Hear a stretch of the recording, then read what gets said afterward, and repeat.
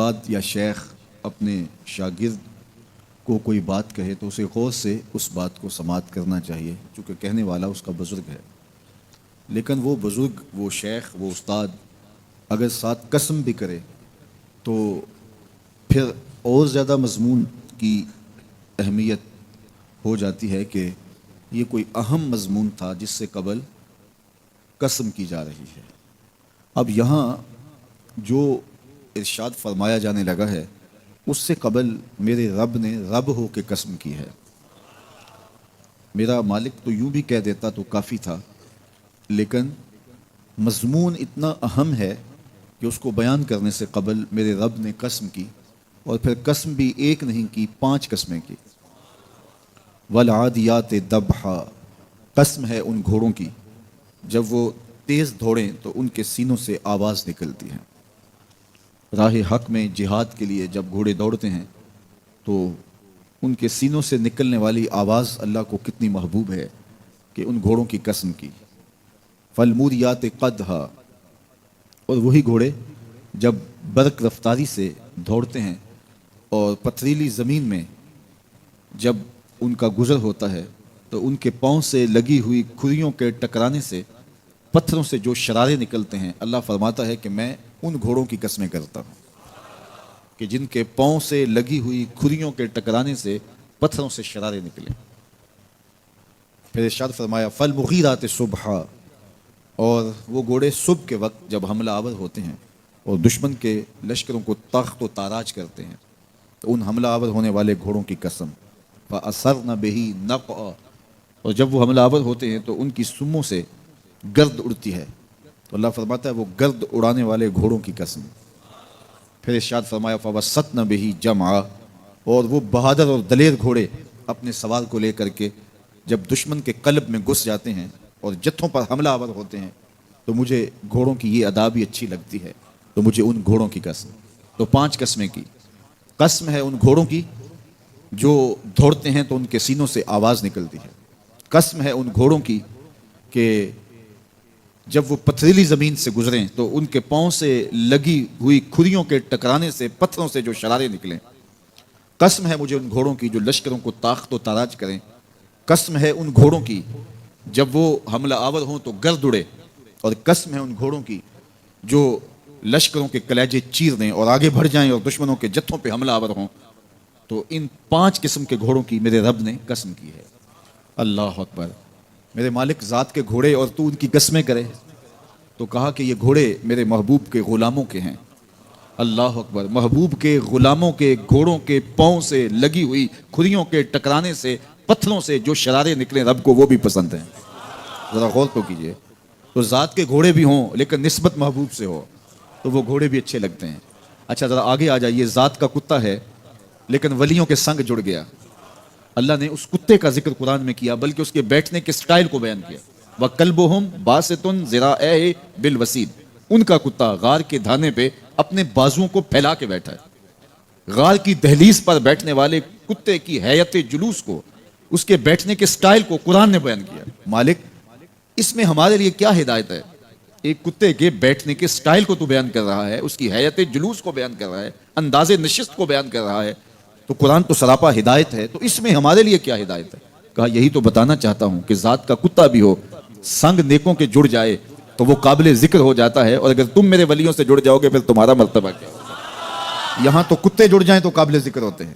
اچھا ذات کی چیونٹی ہے لیکن راہ تکتی حضرت سلیمان پیغمبر کا، تو اس چیونٹی کی گفتگو اللہ نے قرآن میں بیان کر دی اور اس کے نام کی صورت اتار دی۔ النمل، سورہ نمل اس چیونٹی کے نام پہ صورت ہے جو حضرت سلیمان علیہ السلام کی راہیں تک رہی تھی اور اپنی ہمجولیوں سے کہہ رہی تھی جلدی جلدی اپنے بلوں میں داخل ہو جاؤ، اللہ کے نبی کا لشکر بے خبری میں کہیں تمہیں کچل نہ ڈالے۔ اور حضرت سلیمان نے اس چیونٹی کی بات کو سنا، فتبسم ضاحکا من قولها، اور مسکرا بھی پڑے۔ تو چیونٹی بھی ہو، گھوڑے بھی ہوں، کتے بھی ہوں، لیکن جب اچھے لوگوں کے سنگ جڑ جائیں، نسبت بلند ہو جائے تو وہ قابل ذکر ہو جاتے ہیں۔ تو ہیں گھوڑے لیکن میرا رب رب ہو کے قرآن میں ان گھوڑوں کی اداؤں کی قسمیں کر رہا ہے۔ والعادیات ضبحا فالموریات قدحا فالمغیرات صبحا فأثرن به نقعا ووسطن به جمعا، قسم ان گھوڑوں کی جو تیز دوڑیں تو سینوں سے آواز نکلے، پتھریلی زمین میں جائیں تو پاؤں سے شرارے نکلیں، گرد و غبار اڑائیں، دشمن کے لشکروں کو طاقت و تاراج کر کے ان کے جتھوں میں گھس جائیں، ان دلیر اور بہادر گھوڑوں کی میرا رب رب ہو کے قسم کر رہا ہے۔ یہاں قسم کی بات چلی تو اللہ نے محبوب کے گھوڑوں کی قسم کی، گھوڑوں کی اداؤں کو پسند کیا۔ محبوب کے غلاموں کے گھوڑے، ان کے پاؤں سے لگی ہوئی کھریوں سے ٹکرانے والے پتھروں سے نکلنے والے شرارے، رب کے وہ بھی محبوب۔ اللہ اکبر۔ تو پھر قسم کی بات چلی تو کبھی گھوڑوں کی قسمیں کی، کبھی محبوب کی راہ گزر کی قسم کی۔ لا اقسم بہذا البلد، مجھے قسم ہے اس شہر کی۔ تو شہر مکہ کی قسم کیوں کی؟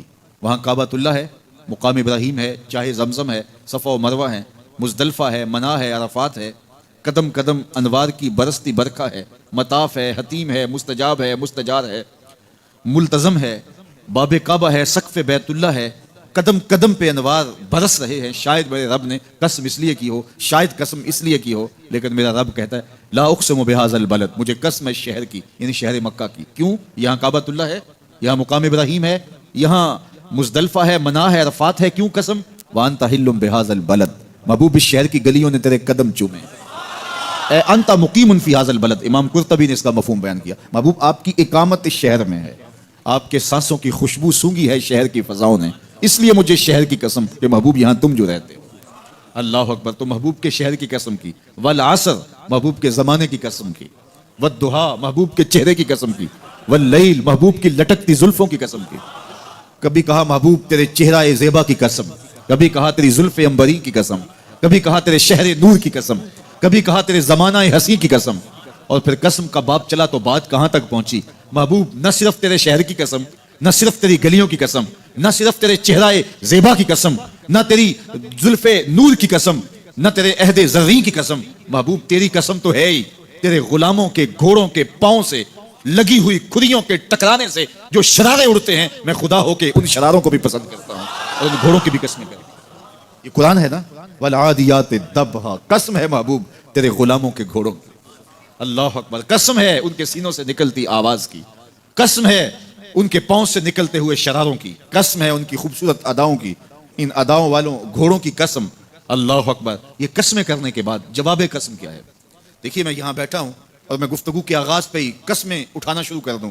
مجھے قسم ہے رب کعبہ کی، مجھے قسم ہے عرش الہی کے مالک کی، مجھے قسم ہے زمین و آسمان کے خالق کی، تو قسموں پہ قسمیں کرتا جاؤں تو جو مجھے غور سے سننے کا عادی نہیں بھی ہے تو وہ بھی متوجہ ہو جائے گا اور سننے کے لیے بے چین ہو جائے گا کہ حضرت قسموں پہ قسمیں اٹھائی جا رہے ہیں، کوئی بات ہے آج؟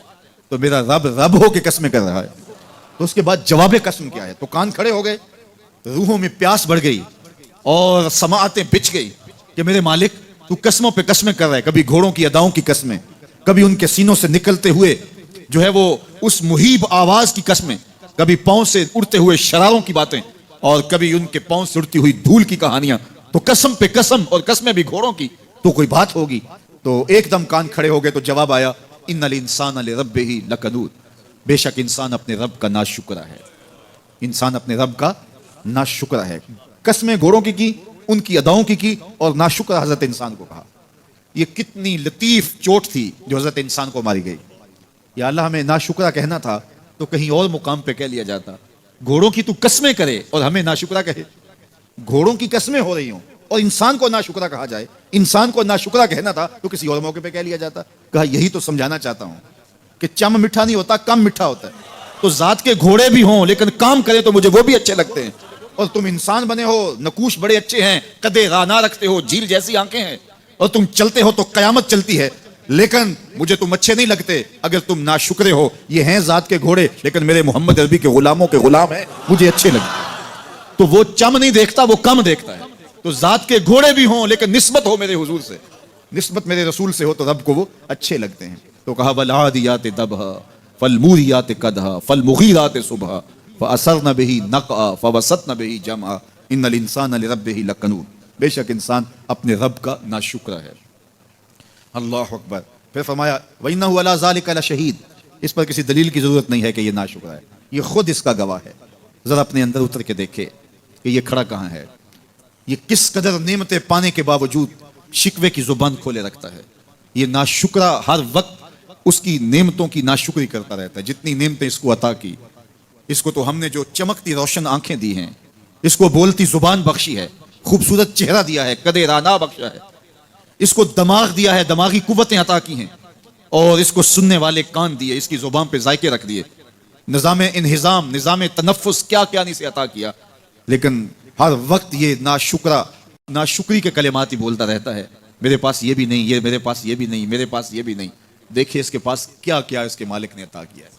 تو یہ ہر وقت ناشکری، اور پھر جوں جوں ہم قیامت کے قریب ہوتے چلے جا رہے ہیں، ناشکری بڑھتی چلی جا رہی ہے۔ میں کوئی بہت لمبی عمر نہیں رکھتا، لیکن مجھے آج سے 35 سال پہلے کے حالات کی ہوش ہے، اور جو میرے سے زیادہ عمر میں ہیں وہ اس سے پہلے کے حالات جانتے ہیں۔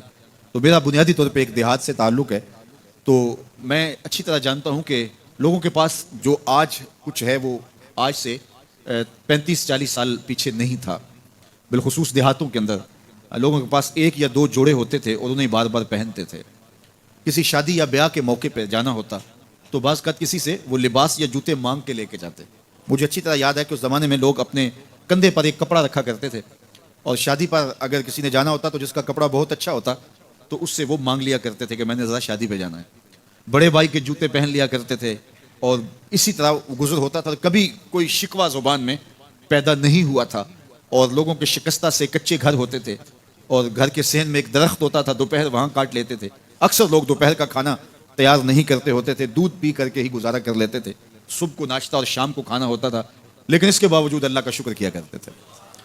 یہ پچھلے دن میں گزرا تو دیکھا کہ بچے کھیل رہے ہیں اور غبارے پھوڑ رہے ہیں، اور جب غبارہ پھٹتا ہے نا تو بچے خوش ہوتے ہیں، کہہ کہے لگاتے ہیں۔ پھر دوسرا غبارہ ہے، وہ اس سے کھیلنے لگ جاتے ہیں، اور پھر جب وہ پھٹتا ہے تو پھر خوش ہوتے ہیں۔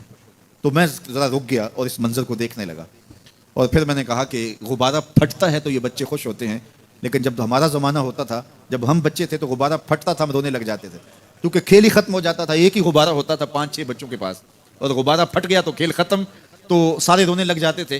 اور اب یہ غبارے پہ غبارہ پھوڑ رہے ہیں اور خوش ہو رہے ہیں، تو کہاں سے کہاں ہم آ پہنچے۔ لیکن اس زمانے میں اگر کسی سے پوچھا جاتا، لوگ پیدل سفر کرتے اور لباس بھی پورے نہ ہوتے، تو جب کسی سے پوچھا جاتا کیا حال ہے تو وہ لمبا ہاتھ کر کہتا اللہ کا شکر ہے۔ اس کی باڈی لینگویج بتاتی تھی کہ وہ اس کا رواں رواں اللہ کا شکر ادا کر رہا ہے، تو اس کا لہجہ بتاتا تھا، اس کا انداز بتاتا تھا کہ وہ اللہ کا شکر کس گہرائی قلب سے کر رہا ہے، تو وہ کہتے ہیں اللہ کا شکر ہے۔ اور آج جب کہ اتنی نعمتیں لوگوں کو میسر ہیں، اتنا کچھ نصیب ہے، عالی نصب گھروں میں رہتے ہیں، لمبی لمبی گاڑیاں ہیں، سہولتیں ہیں، آسودگیاں ہیں، آسائشیں ہیں، مالی آسودگی ہے، رہائشی آسودگی ہے، کھانے پینے کے وافر سامان ہیں، ٹیبل پہ اتنے کھانے لگے ہوئے ہوتے ہیں کہ باری نہیں آتی کھانے کی، اور اس قدر لباس ہے کہ موسم گزر جاتا ہے اور بعض لباس بدلنے کی باری نہیں آتی۔ لیکن اس کے باوجود کسی سے پوچھے جناب کیا حال ہے، آسودہ حال شخص سے بھی پوچھیں تو وہ بھی بڑے آہستگی سے کہتا ہے بس چل ہی رہا ہے۔ تو وہ زمانہ تھا کہ جب لوگوں کے پاس کچھ تھا نہیں تو لمبا ہاتھ کر کے کہتے تشکر کا لہجہ کتنا دل آویز تھا، اللہ کا شکر ہے، اور آج کہتے بس گزر ہو ہی رہی ہے، بس چل ہی رہا ہے۔ تو ناشکری بڑھتی چلی جا رہی، اتنا کچھ ہونے کے باوجود جو ہے وہ ان کا بھی چل ہی رہا ہے۔ تو کہا ان الانسان لربہ لکنود، بے شک انسان اپنے رب کا ناشکر ہے۔ اتنی نعمتیں کھانے کے باوجود، اتنی دولتیں سمیٹنے کے باوجود، اتنی عزتیں پانے کے باوجود، اتنی آسائشیں حاصل کر چکنے کے باوجود، دولت کے اتنے انبار رکھنے کے باوجود، اس کی زبان بولتے ہوئے کتنے بخل سے کام لیتی ہے کہ بس گزر اوقات ہو ہی رہی ہے۔ اور میاں تیرے رب نے تجھے اتنا کچھ دیا، یہ دولتیں، یہ دولتوں کے انبار، یہ آسودگیاں، یہ بہاریں، یہ سب کچھ نہ ہوتا، تجھے زندگی بخش دی تھی، اس کا ہی شکر تیرے اوپر واجب تھا۔ اللہ اکبر۔ اللہ نے حضرت انسان کو یہ جو کچھ دیا ہے، کتنی چیزیں ہیں ہمیں پتہ بھی نہیں کہ وہ نعمت ہے، لیکن اللہ نے ہمیں عطا کی ہے۔ دنیا کا ایک امیر ترین شخص تھا اناسس، تو اس کے یہ آنکھوں کے جو پپوٹے تھے یہ کام کرنا چھوڑ گئے، ہمیں کبھی اس کا احساس بھی نہیں ہوا کہ یہ کوئی نعمت ہے۔ آٹومیٹک سسٹم میرے رب نے لگایا، ادھر تنکا اڑا ادھر آنکھ بند ہو گئی، لیکن اس کو مسئلہ کیا ہوا کہ یہ پٹھے اس کے ختم ہو گئے اور وہ اپنی مرضی سے آنکھیں نہیں بند کر سکتا تھا۔ ڈاکٹر سلوشن ٹیپ لگا کے آنکھیں کھول دیتا اور جب اس نے سونا ہوتا تو وہ بند کر دیتا۔ دنیا کے امیر ترین لوگوں میں سے ایک نام تھا، تو کسی نے اس سے پوچھا کہ تیری زندگی کی سب سے بڑی خواہش؟ اس نے کاش اپنی آنکھیں اپنی مرضی سے کھول سکوں۔ کہا اس کے لیے تجھے کوئی قیمت لگانی پڑے تو کتنے پیسے لگا سکتا ہے؟ کہا ساری دولت لگ جائے، کاش میں اپنی آنکھیں اپنی مرضی سے کھول سکوں۔ مجھے یہ بتائیے کہ حضرت انسان کو کیا کچھ نہیں اللہ نے دیا۔ یہ لعاب ہے نا، لعاب ہم روز تھوکتے ہیں، یہ مقدار سے کچھ کم ہو جائے تو بولنے میں دقت، نظام انہضام خراب۔ یہ جو لعاب ہمارے منہ میں آتا ہے جو ہم تھوک دیتے ہیں، یہ قدرتی گریس ہے جو بولنے میں مدد دیتی ہے، نظام انہضام کو ٹھیک رکھتی ہے۔ اور اگر یہ لعاب کم ہو جائے مقدار سے تو نظم خراب ہو جائے اللہ اکبر. تو ہم نے کبھی سوچا کہ یہ بھی نعمتیں ہیں؟ باقی روشن آنکھیں، چمکتا چہرہ، اور زور آور ہاتھ، چوڑی چھاتی، دھڑکتا دل، اور کہتے ہیں اس دماغ کا اگر کمپیوٹر تیار کیا جائے تو نیو یارک شہر سے بڑا ایک بکریاں چلانے والے شخص کے دماغ کا کمپیوٹر بنے. یہ حضرت انسان کو اللہ نے اتنا کچھ دیا ہے، اور پھر اس کو نعمتیں دی، عزتیں دی، جائیدادیں، زمینیں، لمبی لمبی گاڑیاں، عالی نسب پلازے، کتنا کچھ دیا. پھر خوبصورت اولادیں دی، کیا تسکین قلب کے لیے رکھا اس نے. تو اس کے باوجود بھی یہ کہہ رہا ہے بس چل رہا ہے، گزر اوقات ہو رہی ہے. ان الانسان لربہ لکنود. انسان اپنے رب کا کتنا ناشکر ہے، اس نے کیا کچھ اسے عطا کیا، کیا کچھ عطا کیا، لیکن یہ شکر کا کلمہ بھی نہیں بولتا، بخل سے کام لیتا ہے. تو کہا یہ ناشکر ہے، اور اس پر کوئی خارج سے دلیل لانے کی ضرورت بھی نہیں ہے. وَإِنَّهُ عَلَىٰ ذَلِكَ لَشَهِيدٌ. اور یہ خود اس پہ گواہ ہے. ذرا اپنے اندر اتر کے دیکھے تو یہ کتنا بخل کرتا ہے شکر ادا کرنے میں، اسے خود سمجھ آ جائے گی. وَإِنَّهُ لِحُبِّ الْخَيْرِ لَشَدِيدٌ. اور اس کی ایک خصلت یہ ہے کہ یہ دولت کی محبت میں بڑا سخت ہے. دولت کی محبت یہ بہت زیادہ اپنے سینے میں پال چکا ہے، اور یہ دولت اس کی محبوبہ بن گئی ہے. دولت تو اس کی ضرورت ہونی چاہیے تھی، لیکن اس نے اس کو اپنی محبوبہ بنا لیا. وَإِنَّهُ لِحُبِّ الْخَيْرِ لَشَدِيدٌ. اس کو محبت زر شدت سے ہو گئی ہے. سویر سے شام تک اس کا وظیفہ ہی یہی ہے. اس کی زندگی کے اندر منصوبے یہ چلتے ہیں. اللہ نے اتنا نوازا ہوا ہے، اس کی ساری زندگی آسودگی سے گزر سکتی ہے جتنا اس کے پاس موجود ہے، لیکن اس کے باوجود ہر وقت اس کے دماغ کے فیتے پہ یہی چلتا ہے، اور یہی کہانی چلتی ہے، یہ زیادہ کیسے ہو، یہ زیادہ کیسے ہو، یہ زیادہ کیسے ہو. اس اضطراب نے اس کو بے چین کر دیا ہے، اور خواہش زر نے، حوث زر نے اس کا چین چھین لیا ہے. اور اتنی محبت جاگزی ہوگی اس کے دل میں کہ اللہ کی محبت کے لیے اس کے دل میں جگہ ہی نہیں بچی. وَإِنَّهُ لِحُبِّ الْخَيْرِ لَشَدِيدٌ. اللہ اکبر. اب پہلے گھوڑوں کی اداؤں کی قسمیں کی، پھر اس کے بعد حضرت انسان کی یہ جو بڑی خامیاں تھی، جو خامیاں جڑ ہیں اس کی باقی خامیوں کی، ان کو بیان کیا. ایک تو ناشکرہ ہے، جو ملا ہے اس پہ یہ شکر ادا نہیں کرتا، حالانکہ اگر وہ شکر ادا کرے، رب کا وعدہ ہے کہ اگر تم شکر ادا کرو گے میں اور زیادہ دوں گا. ایک تو یہ شکر نہیں کرتا، اور دوسرا یہ ہے کہ دولت کی محبت اس کے رگ و ریشہ میں رچ بس گئی ہے. بلکہ اللہ تعالیٰ نے ان بد نصیب لوگوں کی کہانی بیان کرتے ہوئے کہا جو دولت کو مقصود ہی بنا بیٹھے. الذی جمع مالا وعدد. یہ وہ بد نصیب لوگ ہیں جو مال کو جمع کرتے ہیں اور گنتے رہتے ہیں، بار بار حساب کرتے ہیں. الذی جمع مالا وعدد. مال کو جمع کیا، وعدد، اور بار بار اس کو گنتے رہے. اتنے ہو گئے، اب اتنے ہو گئے. اللہ کلا لینبذن فی الحطام. پہلے شرف میں الذی جمع مالا وعدد یحسب ان مالہ اخلد. یہ گمان کرتے ہیں کہ ہمارا مال ہمیں لافانی کر دے گا، مال کی کثرت سے ہم محفوظ ہو جائیں گے اور ہمارا کچھ نہیں بگڑے گا. دولت اتنی ہوگی تو ہم ہر طرح سے حفاظتوں کے ساتھ میں آ جائیں گے، ہمارا مال ہمیں لافانی کر دے گا. یحسب ان مالہ اخلد. اللہ تعالیٰ نے فرمایا کلا، ایسا ہرگز نہیں ہے. یہ تمہاری بھول ہے کہ مال تمہیں لافانی کر دے گا، مال تمہیں مرنے نہیں دے گا، مال تمہیں محفوظ کر دے گا. کلا، ایسا ہرگز نہیں ہے. بلکہ کیا ہے؟ لَيُنبَذَنَّ فِي الْحُطَمَةِ. ہم تمہیں پکڑ کے آگ میں ڈال دیں گے. لَيُنبَذَنَّ کے لفظ پہ اگر غور کیا جائے تو عربی میں جب ان کا جوتا پرانا ہو جاتا تو پرانا جوتا جب پہننے کے بھی قابل نہ رہتا تو اس کو اتار کے ایسے حقارت سے پہنتے، اور اس کے لیے لفظ استعمال کرتے نبذت النال. میں نے جوتا پھینک دیا. وہ جوتا جو پاؤں میں ڈالنے کے بھی قابل نہ رہے اور اتنا پرانا ہو جائے کہ اس کو اب جو ہے وہ مزید مرمت بھی نہ کروانا ممکن ہو، تو اس کو پھر پھینکا جاتا ہے، اور پھر اس کو وہ حقارت سے پھینکتے ہیں، اور وہ جوتا چلتے ہوئے تنگ کرتا ہے تو پھر اس کو اتار کے حقارت سے رب پھینک دیتے ہیں. تو اس کے لیے لفظ بولتے ہیں نبذت النال. میں نے جوتا پھینک دیا. حقارت سے پھینکنے کو نبض کہتے ہیں، اور یہی لفظ اللہ تعالیٰ جل شانہ نے فرمایا کلا لینبذن فی الحطمہ. اے اہل عرب، جس طرح تم جوتا پرانا حقارت سے پھینکتے ہو، ہم حقارت سے تمہیں آگ میں ڈال دیں گے. کلا لینبذن فی الحطمہ. یہ ان مالداروں کی کہانی ہے جنہوں نے مال کو اپنا معبود بنا لیا، مال کو اپنا مقصود بنا لیا. مال مال مال، ہر قدر پامال کر دی، ہر قدر کی قربانی دے دی مال کے بدلے، اور مال ہی ان کا مقصود بن گیا. اور یہ سمجھے کہ یہ مال جو ہے وہ ان کو لافانی کر دے گا، ان کو مرنے نہیں دے گا، ان کے لیے حفاظتی حصار بن جائے گا. کلا لینبذن فی الحطمہ وما ادراک ما الحطمہ. اللہ فرماتا ہے جانتے ہو جس حطمہ میں، جس آگ میں تمہیں ڈالا جائے گا، وہ آگ کیا ہے؟ مل حطمہ. کیا تمہیں پتا ہے وہ حطمہ کیا ہے؟ پھر خود فرمایا نار اللہ الموقدۃ التی تطلع علی الافئدہ. یہ اللہ کی جلائی ہوئی آگ ہے جو دل کھا جائے گی، جو کلیجے چاٹ جائے گی. تو حب زر، یہ حب دولت اور حب دنیا، یہ تمام برائیوں کی جڑ ہے. تو اس لیے اپنے اندر سے محبت زر کو نکالنے کی کوشش کیجئے اگر کہیں آپ کو داخل ہوتی محسوس ہو رہی ہے. اور حب دولت کو نکالنے کے لیے زکوٰۃ صدقات اسلام نے ہمیں یہ نظم دیا. اقبال نے کہا تھا حب دولت تلف می سازت زکوٰۃ. زکوٰۃ حب دولت کو زائل کرتی ہے. جب اللہ کی راہ میں لٹاؤ گے تو اس سے کم بھی نہیں ہوگا. میرے حضور نے 3 چیزیں قسم کر کے کہیں. حضرت ابو کبشہ الانماری رضی اللہ تعالیٰ عنہ سے مروی ہے. میرے حضور نے ارشاد فرمایا اگر کوئی شخص کسی کو معاف کر دیتا ہے تو اس کی عزت کم نہیں ہوگی, میں محمد اللہ کی قسم اٹھاتا ہوں. دوسری بات میرے حضور نے فرمائی کہ جو شخص مانگنے لگ جاتا ہے, سوال کا دروازہ کھول لیتا ہے, اللہ اس کے لیے محتاجی کا دروازہ کھول لیتا ہے, اس کی کبھی کمی پوری نہیں ہوتی. اور تیسری بات میرے حضور نے قسم کر کے کہی ما نقص مال عبد من صدقہ. کہا میں اللہ کی قسم اٹھا کے کہتا ہوں کہ صدقے سے مال کم نہیں ہوتا, صدقے سے مال گھٹتا نہیں ہے. تو ایک تو مال بھی نہیں گھٹے گا, یہ ضمانت کس کی ہے؟ میری نہیں ہے, یہ رسول اللہ کی ضمانت ہے. ایک تو مال بھی کم نہیں ہوگا, اور دوسرا یہ ہے کہ حب دولت ختم ہوگی. حب دولت تلف می سازت زکوٰۃ. یہ ماہ سیام آ رہا ہے تو زکوٰۃ سے حب دولت کو کم کیجئے, بلکہ صدقات دیجئے, نفلی صدقات کیجئے, غرباء کی مدد کیجئے, مساکین کی مدد کیجئے, اپنے غریب محتاج رشتہ داروں پہ غور کیجئے, ان کی مدد کیجئے, اپنی ہمسائیگی میں دیکھیے, پردے سے مدد کیجئے, ان کی عزت نفس بھی مجروح نہ ہو. یہ جو نمائش لگا کے 10 اخباروں میں چھپوا کے لوگوں کی مدد کرتے ہیں, اس سے گریز کیجئے. کبھی سوچیں کہ اگر آج کسی کی بیٹی لائن میں کھڑی ہے تو کل اگر یہ مرحلہ میری بیٹی کے لیے آ جائے تو پھر میرا مزاج کیا ہوگا. تو عزت نفس کا خیال رکھیے, لوگوں کی غربت کا تماشا نہ اڑائیے, اور لوگوں کی جو ہے وہ محتاجی کو اپنی تسکین کا ذریعہ نہ بنائیے. یہ تو اللہ نے تمہیں دیا اور انہیں نہیں دیا, اور وہ آزمائش کی گھڑی میں کھڑے ہیں, تم ان کے ساتھ کھڑے ہو جاؤ. تو لوگوں کی مدد کیجئے, دکھیوں کے کام آئیے, مساجد کی جو ہے وہ تعمیر کیجئے, مدارس دینیا کے ساتھ وابستہ رہیے, اور لوگوں کی فلاح کے لیے, بہتری کے لیے کام کیجئے. اللہ نے آپ کو دیا ہے, یہ مال یہاں رہ جانا ہے. میرے حضور نے فرمایا ابن آدم کہتا ہے میرا مال میرا مال.